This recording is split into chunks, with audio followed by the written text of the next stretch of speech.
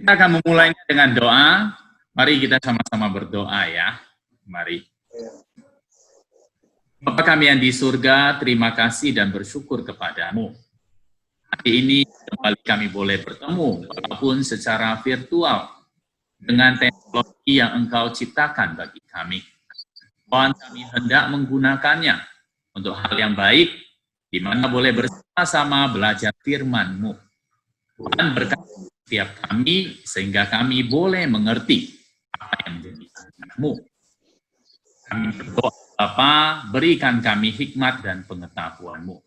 Kami pertemuan kami ini dalam nama Tuhan Yesus Kristus. Amin. Okay. Selamat sore teman-teman sekalian. Sore Pak.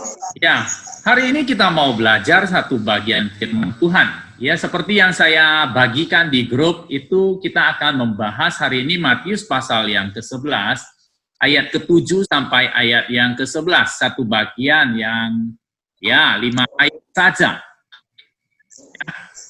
Nah, saya beri tema Yohanes Pembaptis di mata Tuhan Yesus. Oke, sebelum saya mulai, saya ingin tahu siapa yang sudah membacanya. Matius, maaf Pak, Matius berapa? Matius 11. Matius 11.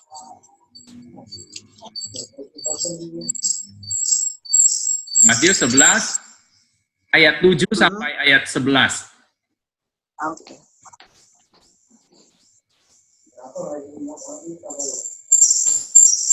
Oke. Priscilla mungkin dimatikan dulu ya ininya, mic-nya Bu, kalau sana.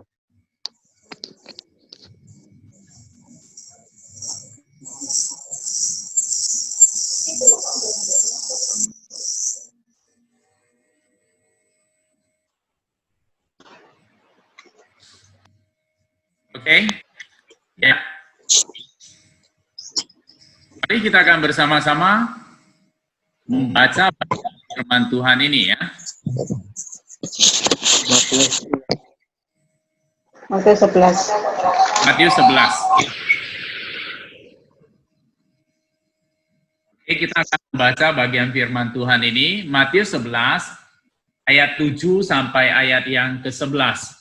Kita membacanya bersautan, saya satu ayat, lalu Bapak Ibu ayat selanjutnya, ayat yang ke-8, demikian sampai 11 ya.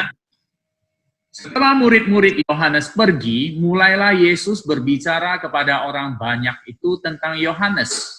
Untuk apakah kamu pergi ke padang gurun, melihat bulu yang digoyangkan angin kian kemari? Silakan Bapak Ibu. Apakah kamu pergi melihat orang yang berpakaian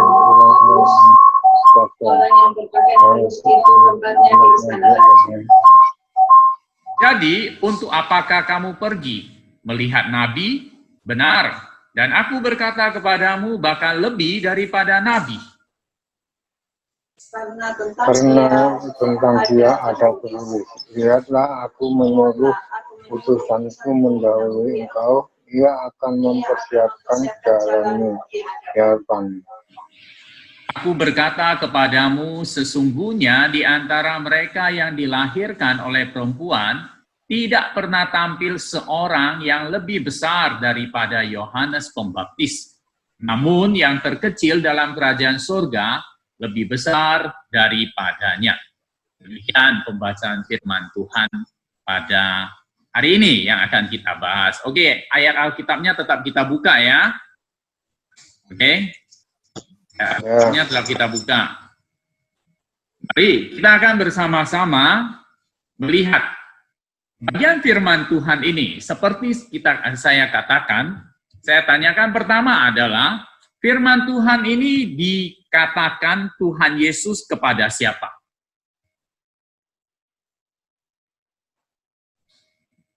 Tuhan Yesus berkata, nah kita belajar firman Tuhan maka kita akan melihat pelan-pelan ya. Di dalam ayat firman Tuhan ini dikatakan, setelah murid-murid Yohanes pergi, mulailah Yesus berbicara kepada orang banyak itu tentang Yohanes. Betul ya? Nah, Sebelumnya, minggu lalu kita sudah belajar bahwa pada saat itu Tuhan Yesus sedang mengajar, memberitakan Injil di kota-kota. Lalu di dalam penjara Yohanes mendengar tentang pekerjaan Kristus. Dia menyuruh murid-muridnya bertanya kepada Tuhan Yesus. Pergi kalian, engkau tanyakan kepada Tuhan Yesus, apakah Tuhan Yesus itu Mesias? Atau dikatakan, kami mau menunggu yang lainnya. Nah, Tuhan Yesus menjawabnya, setelah diberi jawaban, maka muncullah ayat yang ke-7 ini. Setelah murid-murid Yohanes, setelah mendengar jawaban Tuhan Yesus, maka murid-murid Yohanes pergi. Maka setelah mereka pergi, Yesus berbicara kepada orang banyak itu. Jadi orang banyak itu siapa? Yaitu orang-orang yang mengikuti Tuhan Yesus. Yesus pergi mengajar, lalu orang-orang banyak itu pengikut Tuhan Yesus, dan pada saat itu maka dikatakan Tuhan Yesus mulai mengajar mereka kembali. Kalau kita membaca ini, apa yang diajarkan oleh Tuhan Yesus? Tuhan Yesus berbicara tentang siapa? Yohanes. Tentang Yohanes. Betul, karena di sini dikatakan ayat 7, berbicara kepada orang banyak itu tentang Yohanes. Jadi bagian yang kita baca ini merupakan satu bagian di mana apa yang Tuhan Yesus katakan tentang Yohanes. Ya, apa yang Tuhan Yesus katakan tentang Yohanes? Mari kita melihat. Di sini Tuhan Yesus memberikan 3 pertanyaan. Pertanyaan yang pertama apa?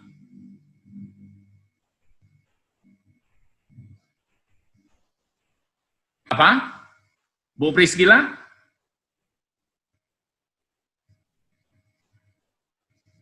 Untuk apakah kamu pergi ke padang gurun, melihat bulu yang digoyangkan, angin kian kemari? Itu yang pertama. Betul ya?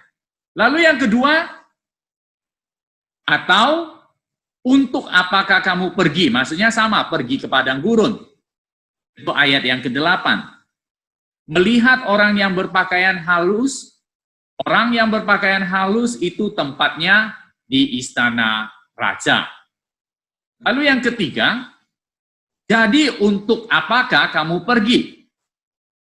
Ya, jadi maksudnya untuk apakah kamu pergi? Melihat di sini, melihat nabi, benar, dan aku berkata kepadamu bahkan lebih daripada nabi. Ya. Jadi ada 3 pertanyaan yang ditanyakan. Ini ya, saya sharekan ya. Ada 3 pertanyaan yang ditanyakan. Nah, ini. Untuk apakah kamu pergi? Ini pertanyaan pertama. Melihat bulu yang digoyangkan angin kian kemari. Lalu yang kedua, untuk apakah kamu pergi? Melihat orang yang berpakaian halus. Yang ketiga, untuk apakah kamu pergi? Melihat nabi.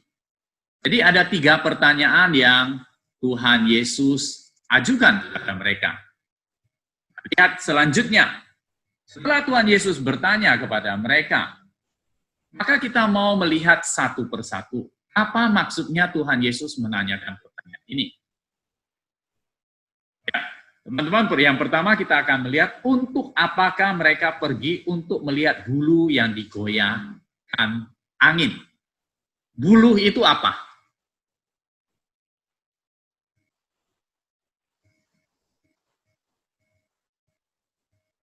Bulu itu apa?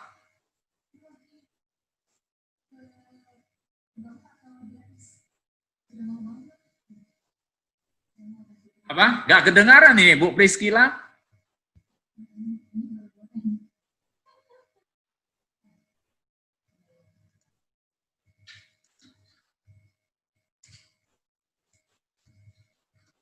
Wah, oke.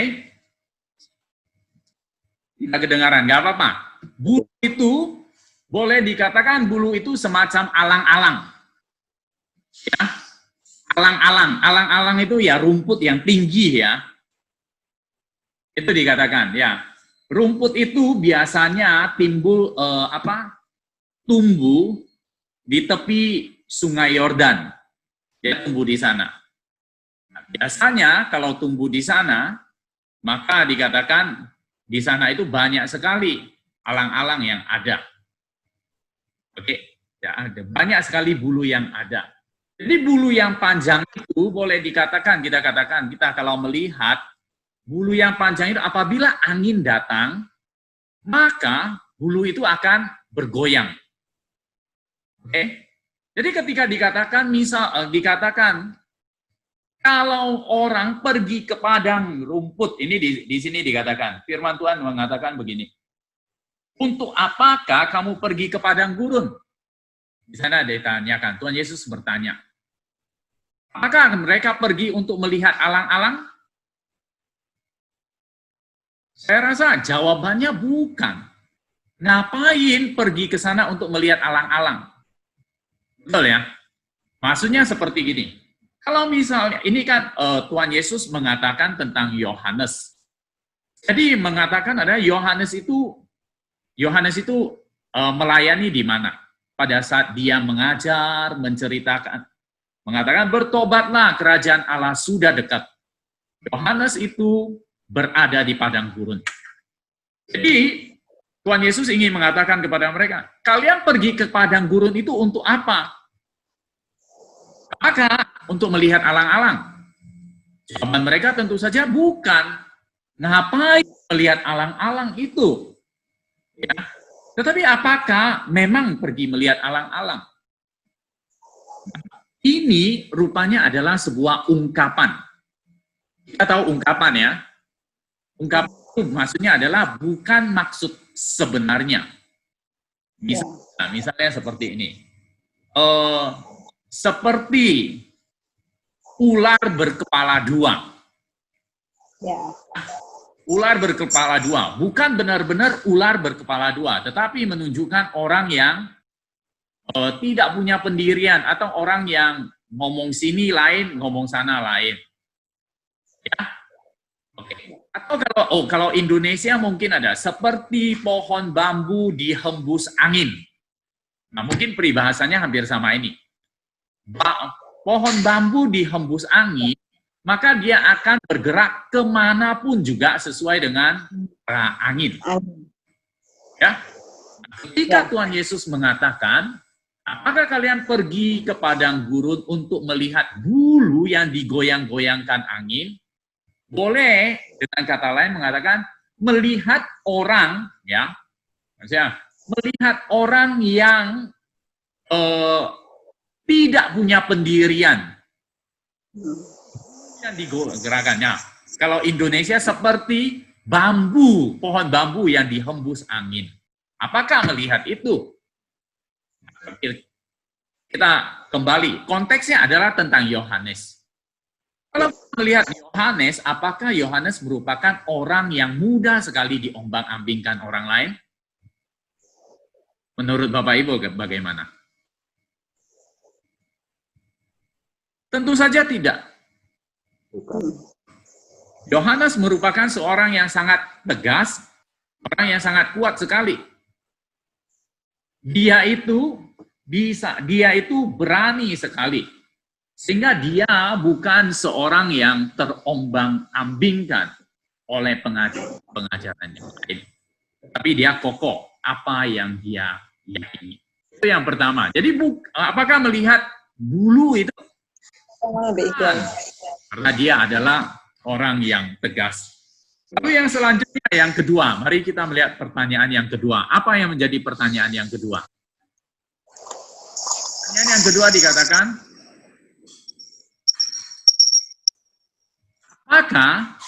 apakah mereka pergi untuk melihat seorang yang berpakaian jubah halus dan mewah? Jadi apa maksudnya ini? Maksudnya gini, di dalam ayat tersebut jelas sekali Tuhan Yesus mengatakan, Orang yang berpakaian jubah halus dan mewah itu ada di istana. Jadi dengan kata lain begini, orang yang berpakaian halus adalah orang semacam bangsawan, orang-orang yang disebut seperti orang-orang politikus. Politikus kita tahu, politikus itu adalah orang-orang yang kerjaannya adalah di tempat-tempat iman, orang-orang yang dekat dengan raja, orang-orang yang tahu ngomongnya baik, halus, dan penuh dengan tata krama. Lalu sekarang kita bandingkan dengan Yohanes. Kira-kira bagaimana sikap Yohanes? Sikap Yohanes jelas sekali bukan orang yang demikian. Yohanes itu bukan orang yang halus. Maksudnya adalah bahasanya bahasa tinggi. Bukan. Tetapi kalau kita melihat Yohanes itu adalah orang yang boleh dikatakan apa yang dia rasakan akan dia katakan. Bahkan di sana dikatakan dia memiliki keberanian untuk menyampaikan berita firman Tuhan, bahkan yang paling keras sekalipun. Tadi kita ingat ketika dikatakan dia berani saja mengatakan, "Hai ular berkepala beludak." Dia berani menegur ahli-ahli Taurat dan orang-orang Farisi. Bahkan kalau kita melihat dia masuk penjara sampai dipenggal kepalanya, itu karena dia menegur Raja Herodes. Jadi Yohanes Pembaptis itu bukan orang yang main-main, yang mencari muka, bukan seperti pembesar-pembesar bangsawan, tetapi adalah seorang yang menyampaikan firman Allah. Jadi Tuhan Yesus katakan, kalian ke padang rumput bukan melihat orang yang tidak ada pendirian, bukan.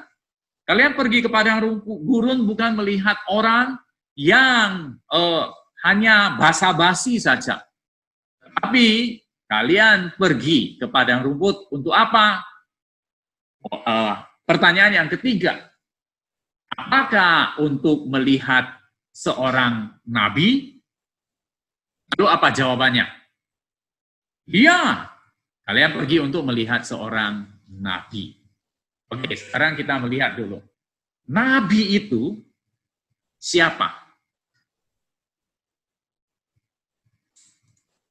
Nabi itu siapa? Yohanes. Nabi itu Yohanes. Oke, nabi itu adalah orang yang menyampaikan kebenaran Allah. Ya, menyampaikan kebenaran Allah. Orang yang menyampaikan apa yang menjadi isi hati Allah. Jadi kalau nabi, maka dia haruslah orang yang punya pendirian yang kokoh, tidak seperti bulu. Lalu yang kedua dikatakan seorang yang harus punya keberanian, tidak seperti di sini dikatakan orang yang berpakaian halus, yang selalu menjaga penampilannya. Tidak. Tetapi apa yang menjadi kehendak Allah, dia menyampaikan. Nabi adalah orang yang memiliki hikmat Allah dalam pikirannya. Kebenaran Allah pada bibirnya. Dan keberanian Allah dalam hatinya. Itulah Yohanes Pembaptis. Oke, sampai saat ini kita mau refleksi. Bagaimana dengan kehidupan kita? Apakah kita bukan nabi? Oke. Tapi di dalam kehidupan kita, bukankah kita seharusnya demikian?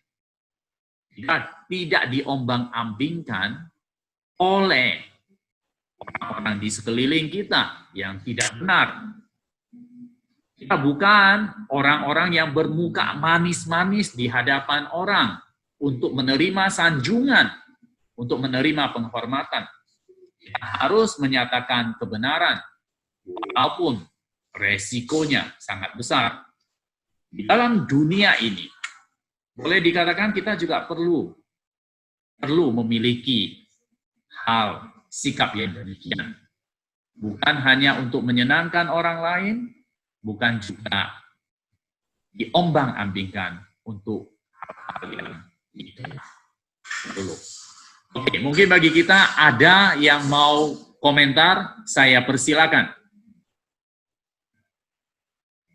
Bagi yang ingin ngobrol, pencet dulu mic-nya ya, supaya bisa. Saya di sini mute-kan semuanya. Oke.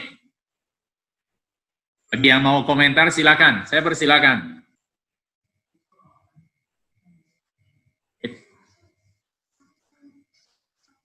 Ayo.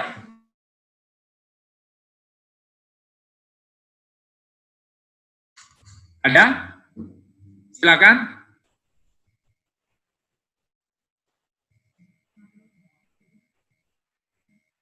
Oke, kalau tidak ada, untuk menghemat waktu, saya lanjutkan. Bagian yang kedua, setelah Tuhan Yesus bertanya, maka Tuhan Yesus melanjutkan lagi, dikatakan demikian. Setelah dia, jadi, untuk apakah kamu pergi? Ayat 9. Melihat nabi.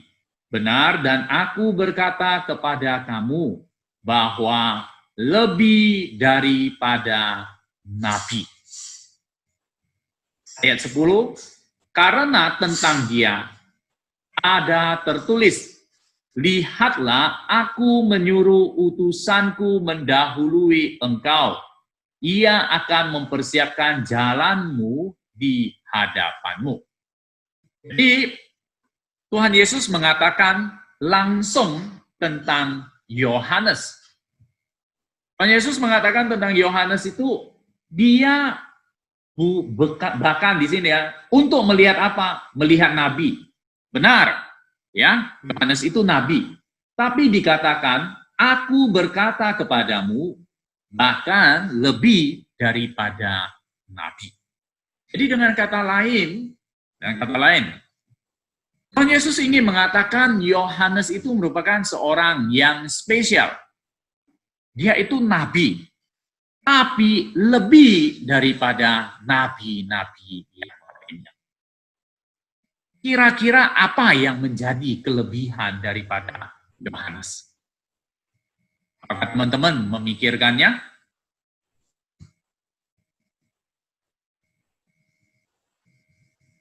Apa kelebihan Yohanes?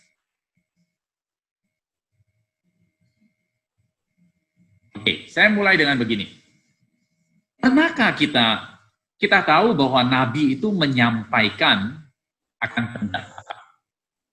Nabi-nabi itu semua boleh dikatakan menubuatkan kedatangan siapa? Tuhan Yesus. Betul ya? Ketika menubuatkan kedatangan Tuhan Yesus, oke?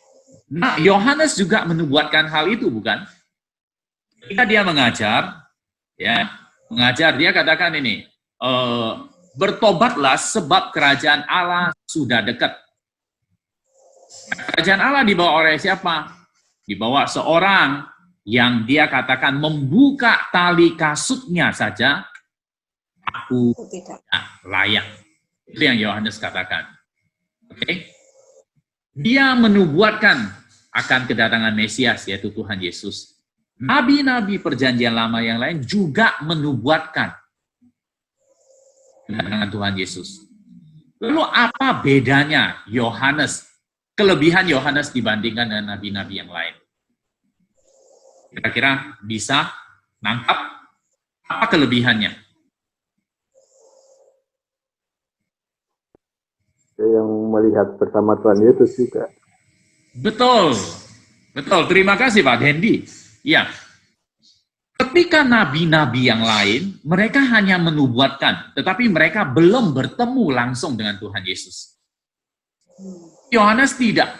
Yohanes menubuatkan, lalu dia langsung bertemu dengan Tuhan Yesus. Jadi dengan demikian, dikatakan Yohanes itu lebih dibandingkan dengan nabi-nabi yang lainnya. Itu maksudnya di sana. Jelas ya? Oke. Itu yang dikatakan. Karena Yohanes lain. Dia itu adalah utusan yang mendahului Mesias. Dia itu yang membuka jalan, langsung mempersiapkan jalan bagi Tuhan Yesus. Oke? Jadi Yohanes itu memiliki nilai plus. Tetapi di dalam ayat yang ke-11 itu kita melihat sesuatu yang lain. Nah, kita baca ayat yang ke-11. Aku berkata kepadamu, sesungguhnya di antara mereka yang dilahirkan oleh perempuan, tidak pernah tampil seorang yang lebih besar daripada Yohanes Pembaptis. Oke?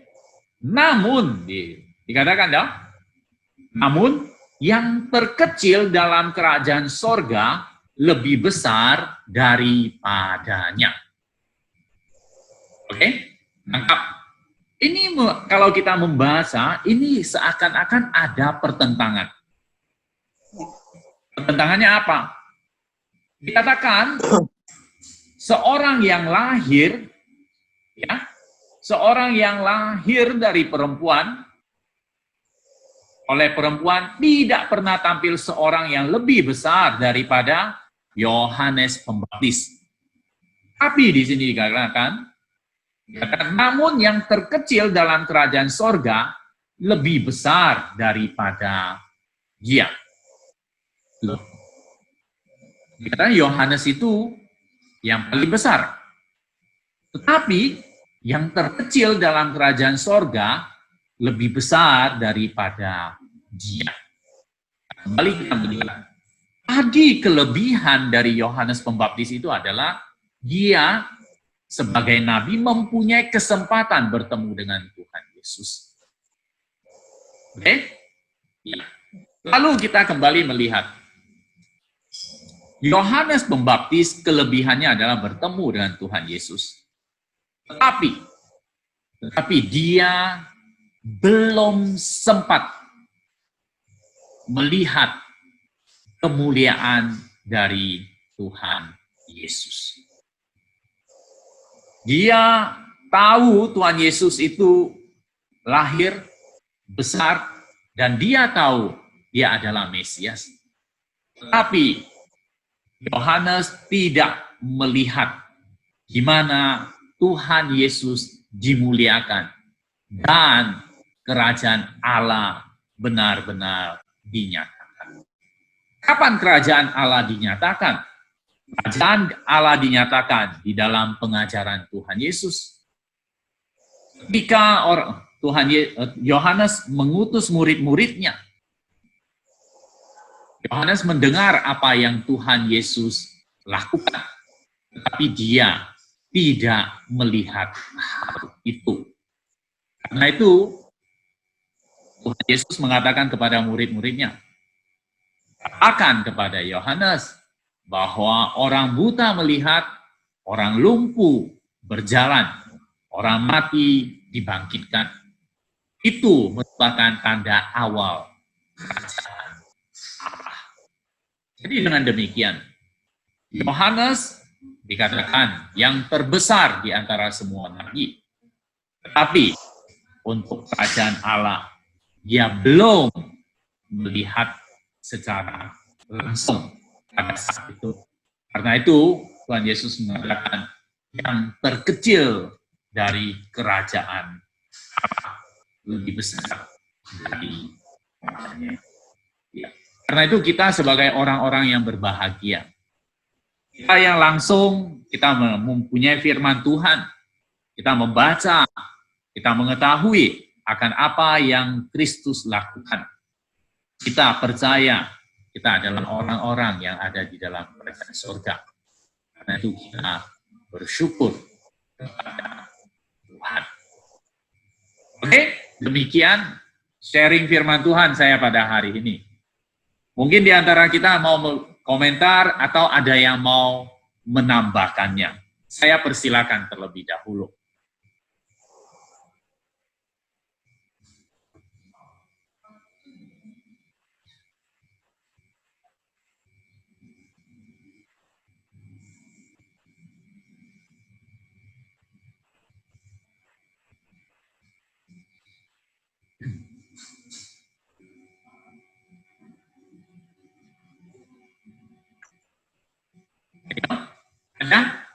Saya persilakan.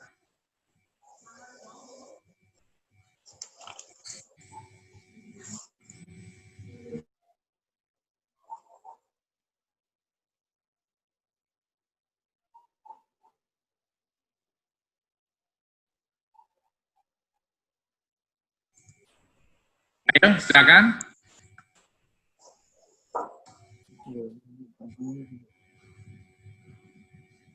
Mungkin ada pertanyaan, ada sharing, ada apa? Saya persilakan.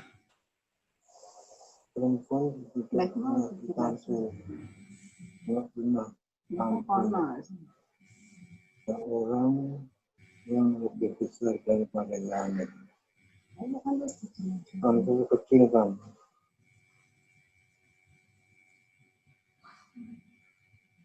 Patris, ada yang mau ditanyakan?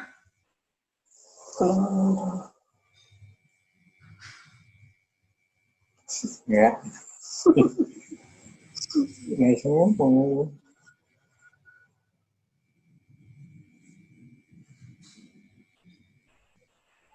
Ini Pak Tris masih kurang paham tentang yang ayat 11. Aku berkata kepadamu, sesungguhnya di antara mereka yang dilahirkan oleh perempuan tidak pernah tampil seorang yang lebih besar daripada Yohanes Pembaptis. Oke. Ya. Sebenarnya apa yang lahir? Nah, ini kita mengertinya adalah kita tidak mengerti bahwa ini dalam arti maksudnya gini ya. Tadi dikatakan Yohanes Pembaptis itu lebih besar ya. Besar lebih daripada nabi-nabi. Ya, dia punya kelebihan daripada nabi. Mengapa? Karena dia pendahulu Kristus dan dia yang bertemu dengan Kristus. Lalu ketika dikatakan Yohanes Pembaptis lebih dari semua orang yang dilahirkan perempuan, lebih besar dari perempuan. Kenapa? Karena yang lahir sebelumnya, maksudnya yang sebelumnya ya, lahir nabi-nabi perjanjian lama hanya bisa bernubuat tentang Kristus. Sedangkan Yohanes Pembaptis melihat Kristus itu sendiri. Jadi dia langsung ketika dia mau membaptis Tuhan Yesus, langsung dikonfirmasi. Pada saat itu ada suara dari langit bahwa inilah anakku yang kukasihi, kepadanya lah aku berkenan. Lalu pada saat itu langit terbuka, lalu Roh Allah seperti burung merpati turun menaungi dia. Jadi dengan demikian Yohanes mendapat kesempatan langsung melihat hal itu. Karena itu dikatakan dia lebih daripada nabi. Maksudnya nabi-nabi yang lainnya. Dia lebih besar, itu maksudnya. Bisa nangkap, Pak Tris? Ya, bisa. Bisa ya? Nah, itu maksudnya di sana. Bagus sekali pertanyaannya, ya. Terima kasih. Mungkin yang lainnya saya persilakan.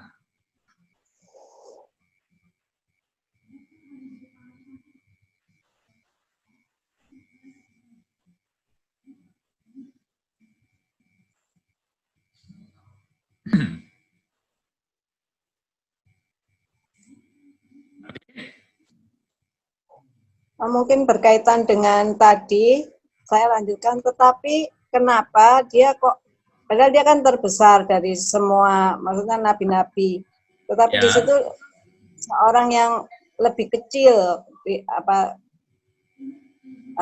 dari kerajaan dalam surga. kerajaan, dia kok terlebih kecil, padahal kan kenapa kedudukannya tidak seperti Elia ya? Elia kan juga tidak sempat melihat Tuhan Yesus, tapi dia kan tetap maksudnya memiliki tidak disebut, tetapi justru seperti Elia seperti ada dimuliakan gitu ya. Tapi kenapa Yohanes disebutkan dia terlebih kecil dari di dalam kerajaan surga, lebih kecil dari yang terkecil gitu. Ya, pertanyaan yang baik ya. Oke. Ya. Jadi maksudnya begini. Kita kembali lagi melihat apa yang dimaksud dengan kerajaan sorga. Ya, lanjutannya. Ya. Kerajaan sorga itu dikatakan Tuhan Yesus datang ke dunia ini mengajar tentang kerajaan sorga. Kalau kita membaca Matius ini, maka dikatakan jelas sekali bahwa Tuhan Yesus mengajar tentang kerajaan sorga. Kapan kerajaan sorga itu dinyatakan? Nah, kerajaan sorga itu dinyatakan ketika Tuhan Yesus katakan ketika dia menyembuhkan orang buta melihat, orang lumpuh berjalan, maka dia menyatakan kerajaan sorga. Itu ketika Tuhan Yesus mulai mengajarkan itu, Tuhan Yesus mengajarkan kerajaan sorga. Di posisi Yohanes, maka kita melihat Yohanes Pembaptis itu memang bertemu dengan Tuhan Yesus. Tapi boleh dikatakan berselisih.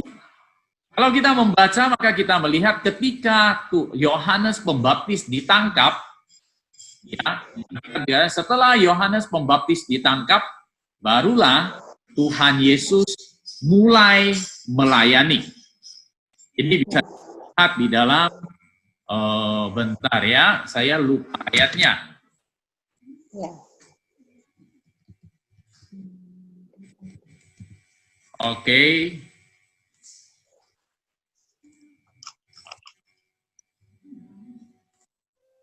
Yohanes Pembaptis ditangkap, bentar, saya lihat sebentar dulu ya. Iya, Pak. Di dalam Markus kalau tidak salah,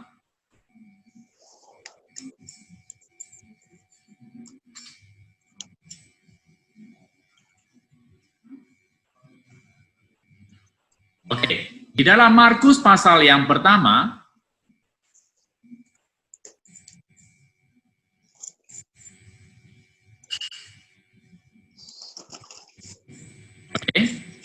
Markus pasal yang pertama ayat yang ke-14. Iya. Ya, di sana dikatakan, sesudah Yohanes ditangkap, datanglah Yesus ke Galilea, memberitakan Injil Allah. Jadi di bagian ini, kita ketika melihat, maka kita mendapatkan satu gambaran seakan-akan begini. Setelah Yohanes Pembaptis ditangkap, barulah Tuhan Yesus mulai mengajar.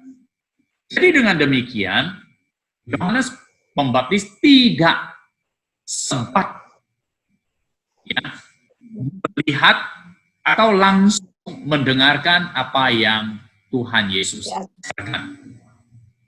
Sehingga dikatakan dengan kata lain, ya boleh dikatakan tanda kutip, Yohanes Pembaptis tidak mendengar langsung tentang kerajaan Allah. Tidak melihat orang disembuhkan, orang buta melihat, orang lumpuh berjalan. Oke? Jadi dengan demikian, tapi ingat, bukan berarti Yohanes Pembaptis tidak masuk surga. Bukan. Tetapi tidak melihat akan hal itu. Sehingga dikatakan yang terkecil dalam kerajaan surga, Yohanes tidak melihat, tetapi yang terkecil itu lebih besar dari Yohanes Pembaptis karena mereka itu memiliki kesempatan melihat. Walaupun katakan kita juga tidak melihat, tapi kan kita masuk dalam surga. Betul, kita tidak melihat, tetapi kita memiliki bukti di dalam Alkitab yang menyatakan kepada kita. Dan Yohanes dia tidak mendapat kesempatan itu. Oke. Ya. Bisa ditangkap maksudnya? Ya. Bisa. Bagus sekali. Oke, selanjutnya mungkin Ada yang mau tambahkan atau ada di antara kita yang mau memberikan masukan, kesaksian atau saran? Saya persilakan.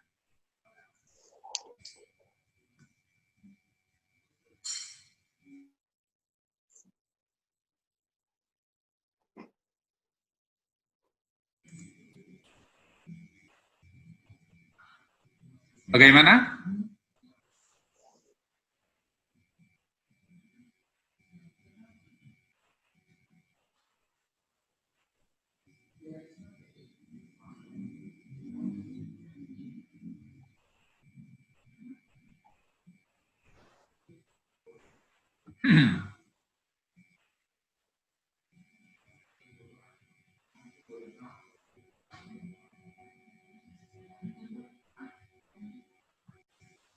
Oke, Oke, Pak.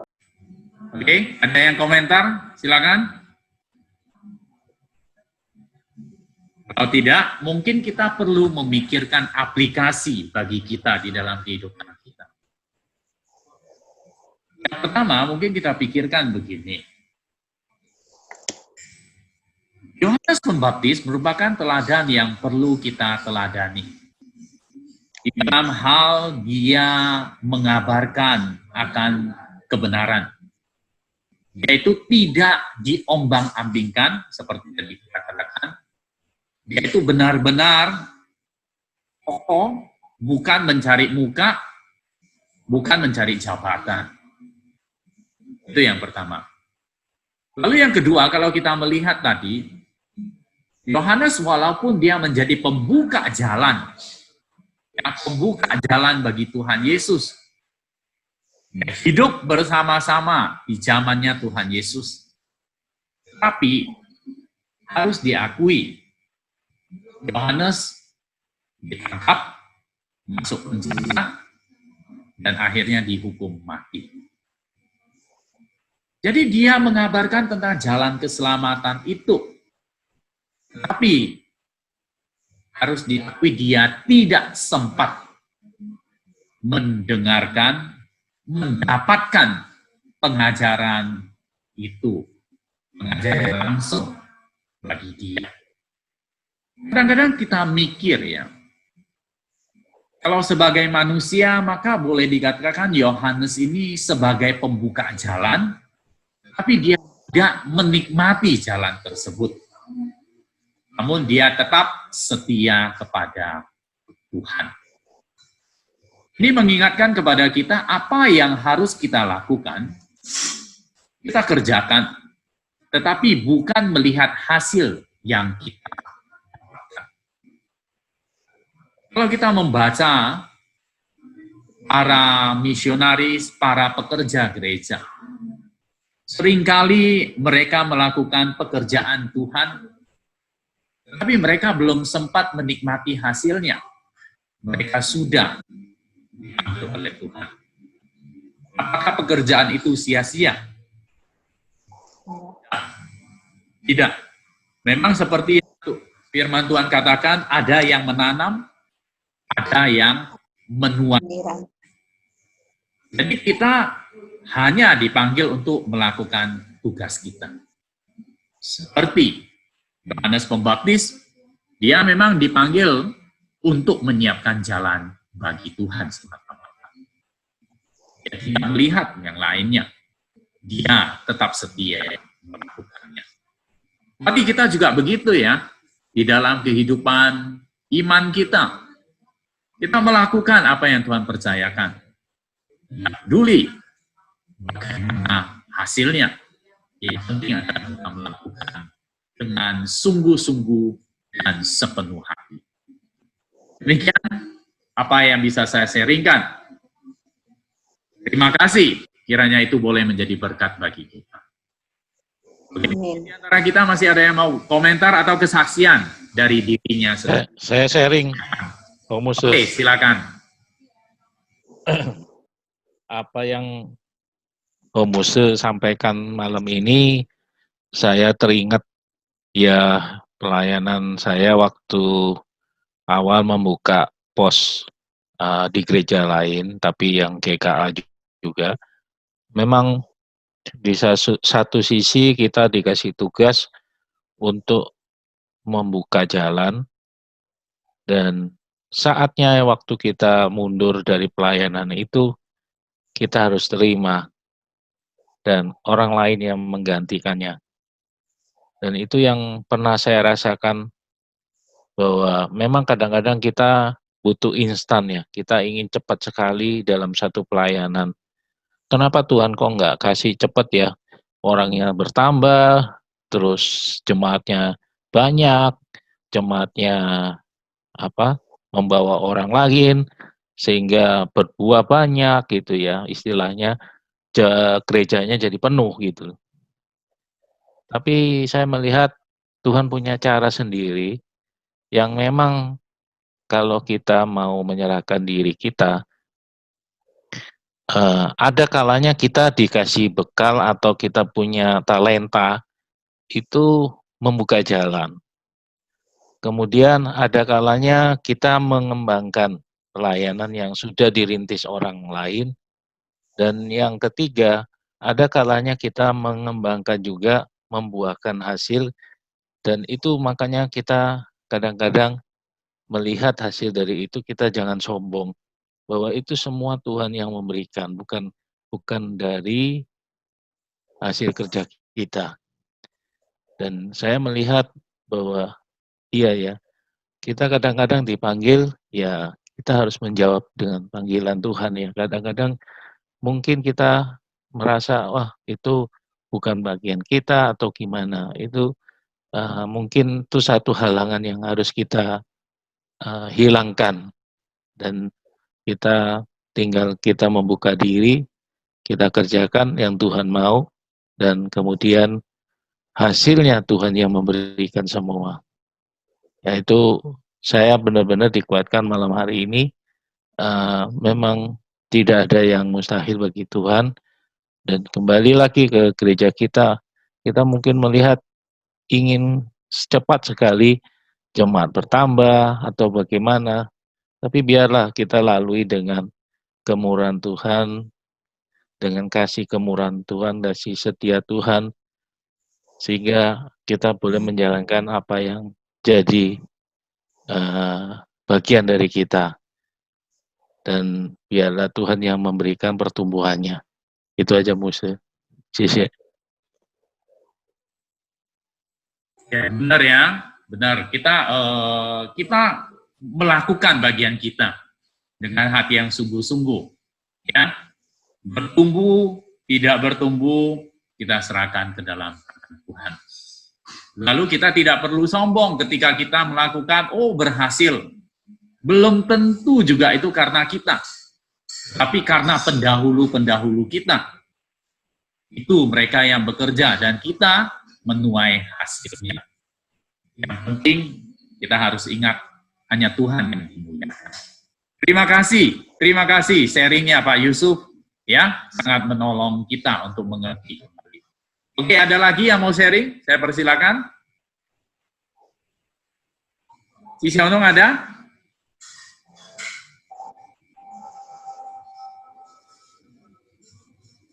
Oke, kalau memang tidak ada, kita selesaikan pertemuan kita sama-sama berdoa ya. Oke, kita sama-sama berdoa. Bapa kami di surga, terima kasih untuk kesempatan bertemu hari ini. Engkau yang menolong kami untuk bertumbuh, agar kami juga boleh mengerti bahwa segala sesuatu adalah dari Engkau. Dan tugas kami melakukan sebaik-baiknya, setia kepadamu. Tuhan, ketika kami melakukan sesuatu berhasil, jangan biarkan kami sombong, tetapi kami menyadari ada jasa dari orang-orang di belakang kami. Bahkan yang paling penting, Tuhan sendiri yang berkarya. Kami bersyukur untuk kesempatan hari ini. Berkati setiap kami, berkati Ji Xiaonong, berkati Pak Tris dan istri, berkati juga untuk Pak Dendi, Pak Yusuf. Biarlah kami boleh bersama-sama terus memiliki kerinduan untuk maju. Kami juga berdoa bagi teman-teman kami yang lain, yang berhalangan, Pak Jason dan Agnes.